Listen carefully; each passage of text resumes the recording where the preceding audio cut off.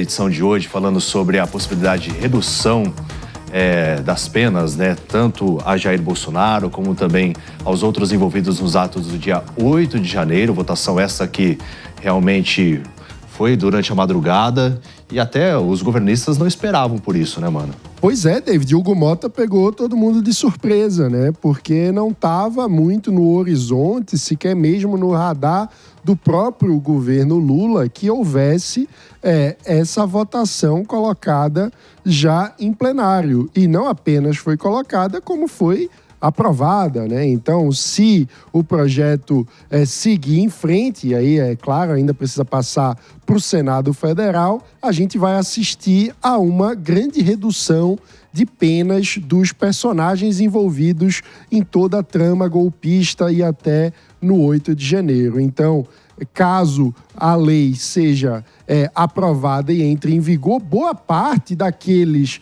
presos de menor conhecimento, que estavam ali na multidão do dia 8, talvez consigam até passar o Natal em casa. E, pensando do ponto de vista dos figurões, os grandes poderosos que estavam envolvidos nisso, os generais, o presidente Bolsonaro, é possível que a pena chegue a ser reduzida para 2 anos e alguns meses. Então, diminuiria bastante o tempo de prisão, de uma forma que, na minha leitura, acaba sendo um incentivo à impunidade.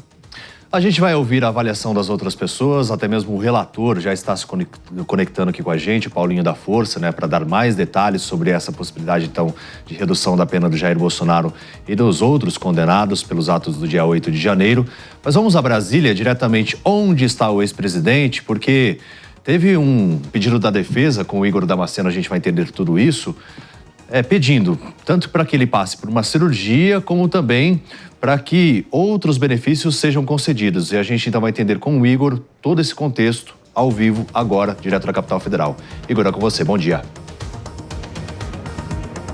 Bom dia, David. Bom dia também para todos que nos acompanham ao vivo aqui no nosso Morning. Pois é, são alguns pedidos que foram feitos pela defesa do ex-presidente Jair Bolsonaro ao gabinete do ministro Alexandre de Moraes, da Suprema Corte. Vamos ao primeiro pedido. São 2 intervenções cirúrgicas que, segundo a defesa, Bolsonaro precisa fazer em caráter de urgência. A primeira delas é para corrigir mais uma vez questões do aparelho digestivo.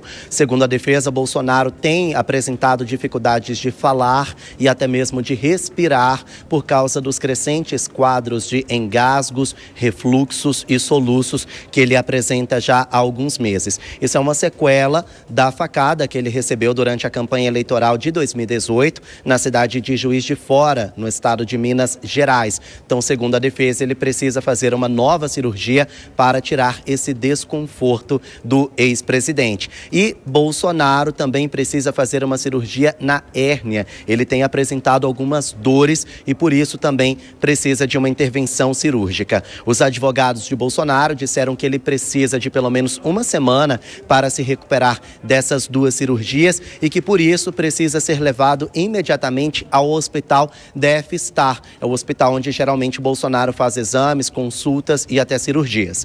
Eu lembro a vocês que o DF Star fica a menos de 5 minutos da Superintendência da Polícia Federal, onde o ex-presidente está preso desde 22 de novembro por tentativa de golpe de Estado, ele que começou a cumprir a pena imposta pelo STF. Então, segundo a defesa, não há nenhuma dificuldade logística para a ida de Bolsonaro até então ao hospital DF Star para fazer essas 2 cirurgias. Outro pedido da defesa é que ele precisa ir para o regime domiciliar humanitário, ou seja, que Bolsonaro continue cumprindo a pena imposta por tentativa de golpe de Estado na casa dele. Eu estou com o documento apresentado pela defesa aqui em mãos e a defesa diz o seguinte, abre aspas, em consonância com a jurisprudência firmada desta Suprema Corte e com os princípios constitucionais da dignidade da pessoa humana, do direito à saúde e da proteção integral ao idoso, fecha aspas. Então, essas são algumas justificativas, alguns dos motivos apresentados pela defesa de Bolsonaro para que ele deixe a superintendência da PF e cumpra a pena em casa. Então, a defesa alega que Bolsonaro tem uma saúde frágil e que também já é idoso, ou seja, por garantias constitucionais, ele poderia então cumprir a pena em casa. Enquanto isso não acontece, enquanto não há uma manifestação de Moraes nesse sentido,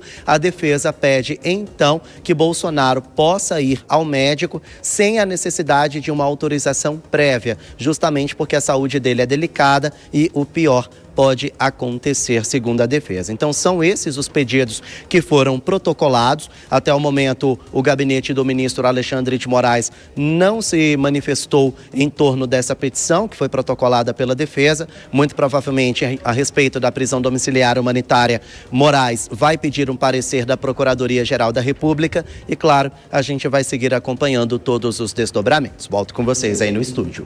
Combinadíssimo, Igor Damasceno, ao vivo, direto de Brasília. Muito obrigado pelas suas informações. Agora, tem um aspecto que a gente precisa avaliar, é que, caso realmente o ex-presidente Jair Bolsonaro passe mal, precisar de uma autorização, de uma chancela do ministro do STF, realmente, assim, é inviável, né, Dias Peixoto? Eu estou equivocado na minha análise, porque, assim, você tem uma pessoa que está ali numa condição precária de saúde, passando nervoso e tudo mais, e aí vai que não conseguem contato com o ministro, porque eu acho que até os agentes da Polícia Federal ficam receosos, caso tenha alguma intercorrência, deles levarem diretamente o ex-presidente ao hospital. E assim, é uma contradição gigante com outras decisões do próprio Supremo em relação a outras pessoas. Eu diria que a situação do Bolsonaro não estar em prisão domiciliar, ela conflita com, por exemplo, a do ex-presidente também, Fernando Collor de Mello, que ficou preso menos de uma semana depois de uma condenação que vinha ali por anos e anos em relação a um processo ligado à situação de corrupção e, por alegada questão de saúde, teve a sua prisão domiciliar como uma possibilidade. Então, eu diria que é muito mais sobre o peso e a medida que se dá nesse tipo de caso.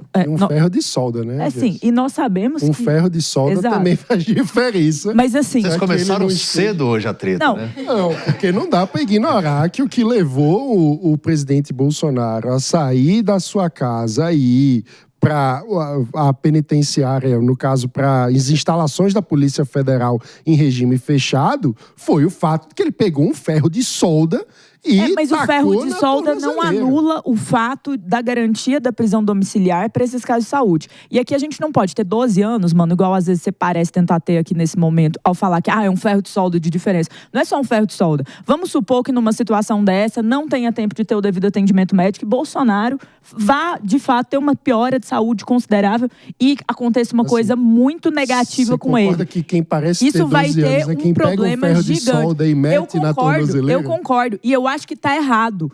Agora, a grande questão aqui é sobre o direito dele em relação à prisão domiciliar e a situação de uma pessoa em relação à saúde que levou uma facada, que tem 1000 complicações, que está direto no hospital. E aí, é sobre a garantia dele em relação à saúde dele. E mais uma vez, numa situação dessa, em que ele tem uma piora considerável e não se tenha acesso hospitalar, acesso médico no tempo, isso vai...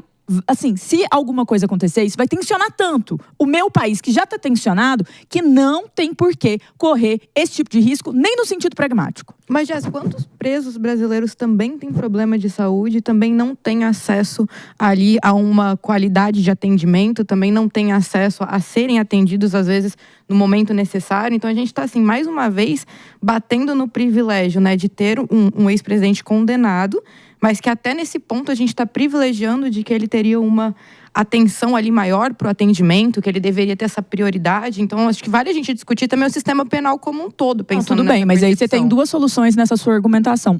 Ou você acha que todos deveriam não ter esse direito, esse acesso, ou porque alguns não conseguem, por erros do Estado, não ter esse acesso, Bolsonaro também deveria sofrer e pessoas que têm ali essas condições deveriam sofrer. Eu não acho que seja assim. Se ele fosse um preso comum, eu acredito que ele não estaria na superintendência da Polícia Federal, mas na Colmeia ou em outra prisão. prisão. Então, assim, é um fato que o fato aqui é, ele tem um problema de saúde, esta é uma garantia sobre a prisão domiciliar e deve-se se atentar para isso. Agora, todos os outros presos... um ferro de solda na tornozeleira, ele ia estar na prisão domiciliar. Mas nós ainda não sabemos sobre qual que teria sido a determinação geral em relação ao cumprimento de pena de Bolsonaro. Mas, agora, um detalhe. O fato de alguns presos não terem esse direito e a situação dos presídios não anula o direito dele em relação a isso. Mas posso tecer algumas breves considerações? Abra sua caixa de ferramenta também, vai. Não, vamos lá. Não, primeiro, você perguntou, David, especificamente, mas como é que é isso, né? Ele vai ser atendido, quem decide vai pedir para o ministro?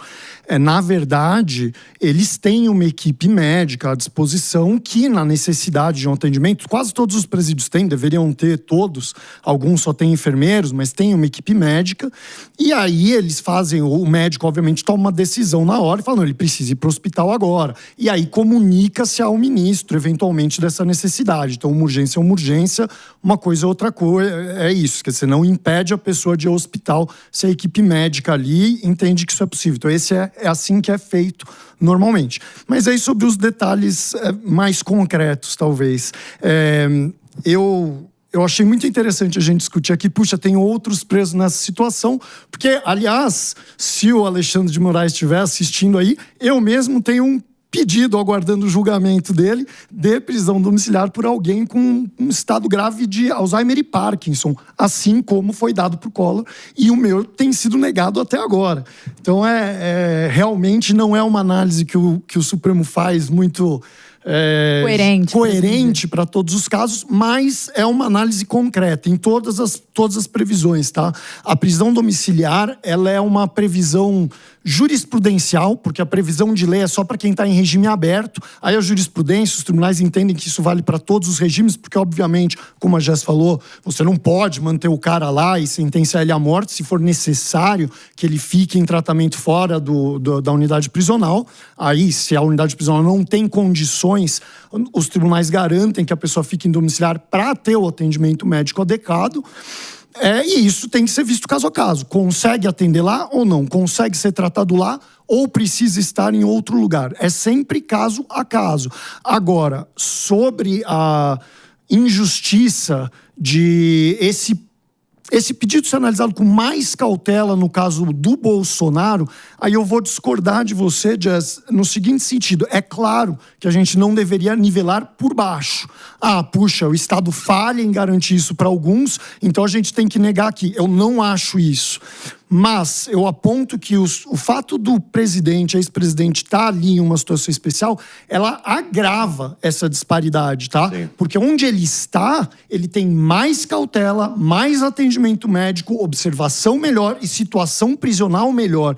Então, sim, é um preso especial, mas essa garantia de saúde, ela é universal, não tem nada a ver com o crime cometido, não deveria ter nada a ver com outras questões aí da pena. O que se observa tem condições ou não de ser tratado na prisão, e no caso de quem está em uma prisão em melhores condições, quer dizer, isso é um direito que deveria ser... Tem menos preocupações do que a maior parte dos presos, que tem menos acesso médico.